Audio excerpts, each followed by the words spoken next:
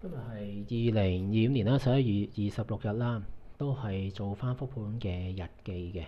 咁啊，琴日 ANF 啦，咁啊 get up 咗啦，利好，跟住喺78.1啦就出咗移動買入信號嘅。VWAT 做 SL，跟住目標 set 88。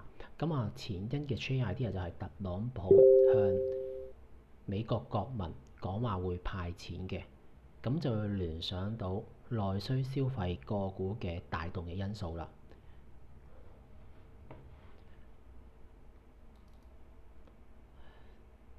咁啊，呢隻都係100爆火，呢隻冇啦，呢隻係，但係系統就自動出咗買入信號啦。咁啊，set M 嘅話就因為業績啦，就喺82左右呢啲位置咧出咗一個買入信號嘅。咁啊，蘋果嘅話啦，就係前因就因為接機嘅無痕情況啦，引起市場嘅共識啦。另一樣嘢啦，嚟緊講話會轉掌舵人嘅。咁啊，都係消息帶動，同一時間其實都喺阻力位突破啊，照出咗信號嘅。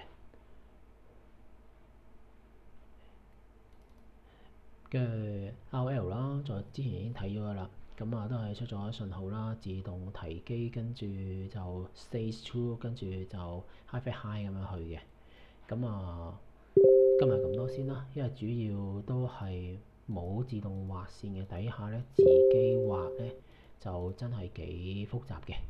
咁啊，亦都好開心喺呢個2025年嘅下半場嘅時間，可以做到一個編程可以自動畫線，都幾鼓舞嘅係。